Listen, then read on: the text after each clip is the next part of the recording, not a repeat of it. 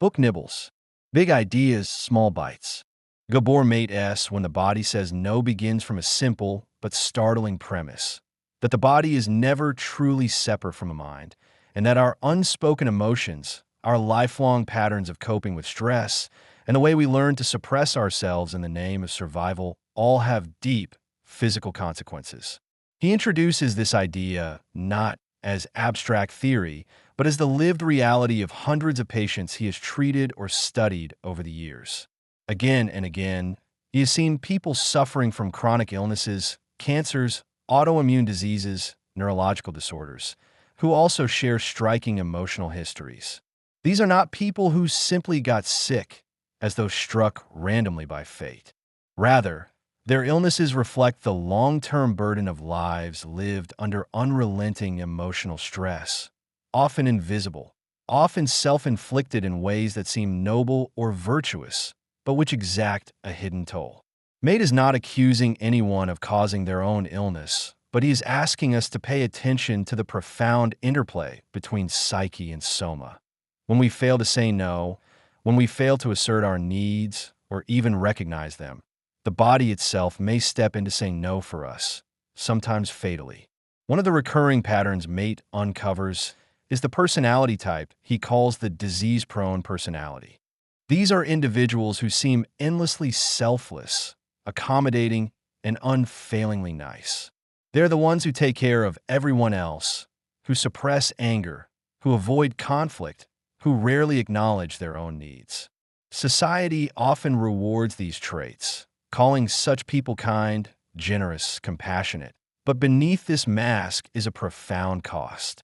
When anger is denied, when stress is continually swallowed, the body's stress mechanisms never find release.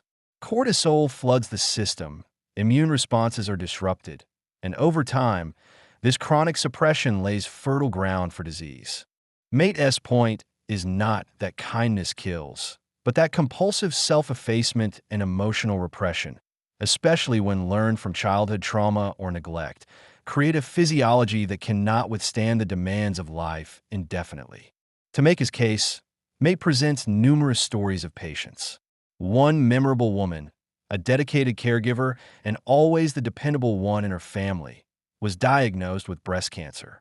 She had spent decades taking care of everyone but herself, even during times when her own needs were dire. When Mate asked her about expressing anger, she admitted she almost never did. Anger, in her mind, was unacceptable. She would smile through frustrations, soothe others, and push aside her own hurt. Her body, however, was less forgiving. In her case, the unspoken emotions had accumulated like pressure behind a dam until the body expressed them as illness. This pattern, Mate emphasizes, appears again and again. The uncomplaining spouse with ALS, the loyal worker with multiple sclerosis, the endlessly obliging mother who develops rheumatoid arthritis. To him, these are not coincidences, but reflections of a truth medicine often ignores. Physiology and psychology are inseparable. Underlying all this is the biology of stress. The human body is designed to respond to acute stress with a cascade of hormonal and neurological changes. Adrenaline pumps, cortisol rises, immune function temporarily shifts, blood pressure increases, glucose surges to fuel muscles.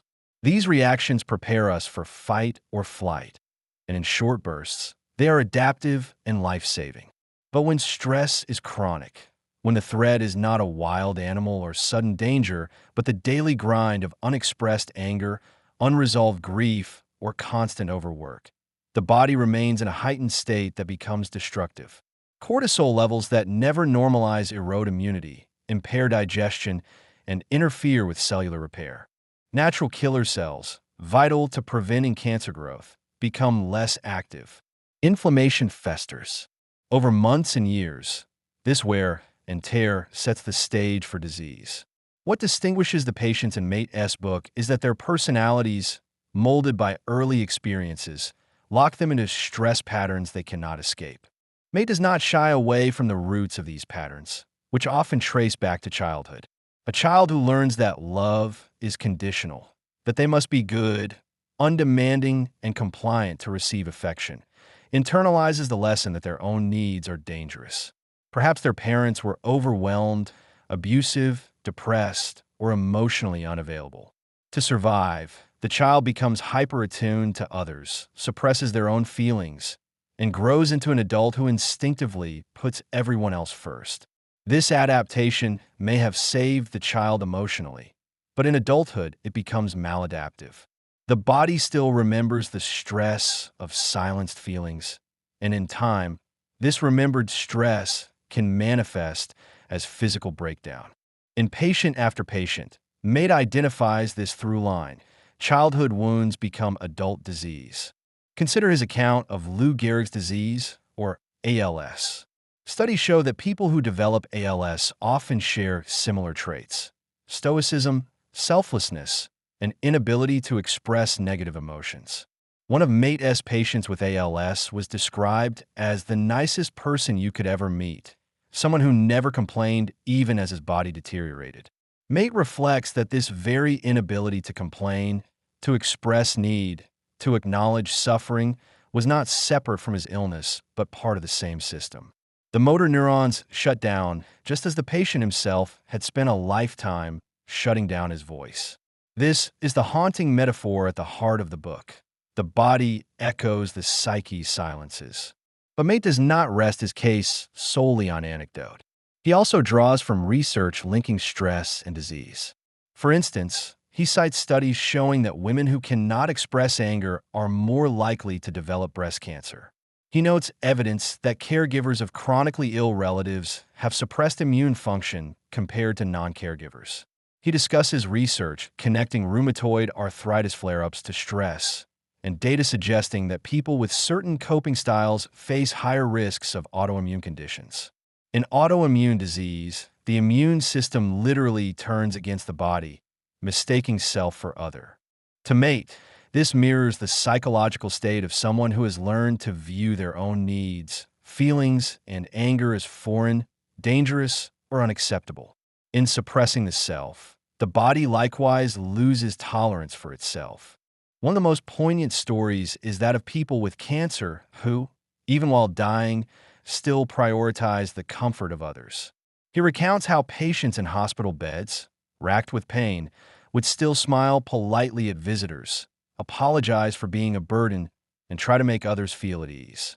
These gestures are moving, but to Maté, they also illustrate the core tragedy.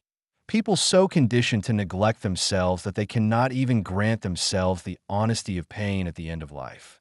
Their bodies, through disease, have finally forced them to stop, but even then, the psyche resists. It is a lesson in how deeply ingrained these patterns can be. The book also addresses doctors and the medical system, which often reinforce these destructive patterns.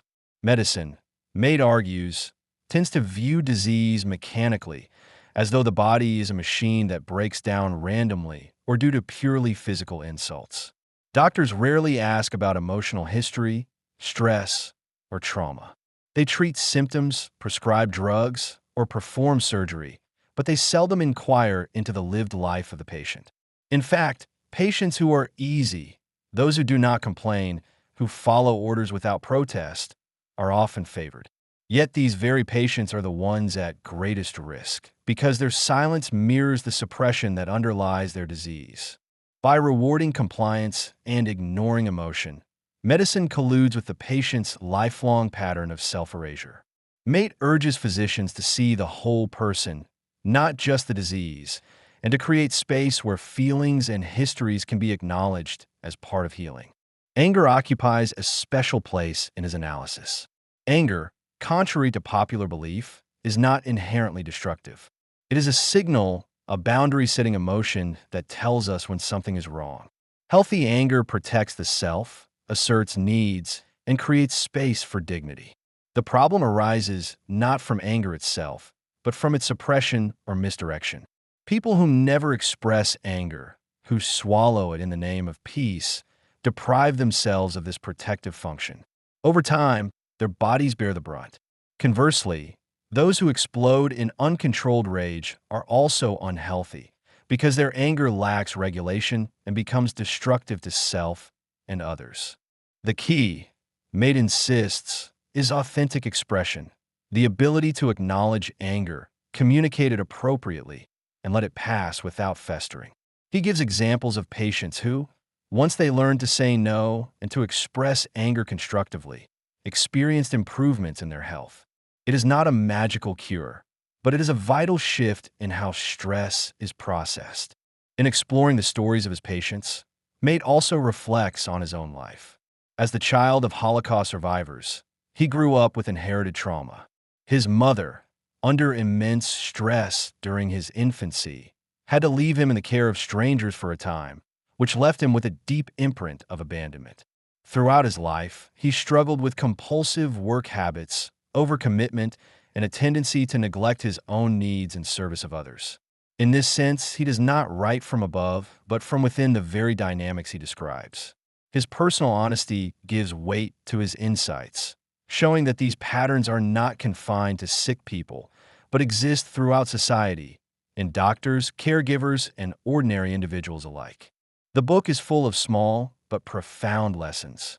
For example, Mate notes how often patients use language that betrays their inner reality. People with cancer say things like, "I can't stand up for myself," or "I can't stomach this anymore."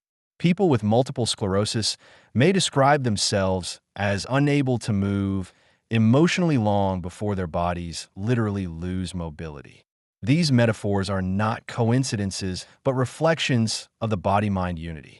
Our language, unconscious as it may be, often reveals the truth that our bodies eventually manifest. One of the practical takeaways of the book is the importance of awareness. By becoming conscious of our patterns, our compulsions to please, our fear of anger, our automatic self-denial, we can begin to change. Change does not mean blaming ourselves for illness, but reclaiming the possibility of choice. Mate encourages people to cultivate curiosity about their feelings, to listen to the body's signals, to honor fatigue, sadness, and anger rather than override them. He stresses the need for supportive relationships, where authenticity is possible, where one can be seen and heard without judgment. He highlights practices like mindfulness, therapy, and honest conversation as ways to integrate suppressed parts of the self. Healing, in his view, is not the same as curing. One may not eliminate disease, but one can move toward wholeness, reduce stress, and improve quality of life by aligning body and mind. Mate also speaks to cultural forces that exacerbate the problem. Western society prizes productivity, stoicism, and self-sacrifice. People are lauded for being tireless workers, devoted parents, and uncomplaining citizens.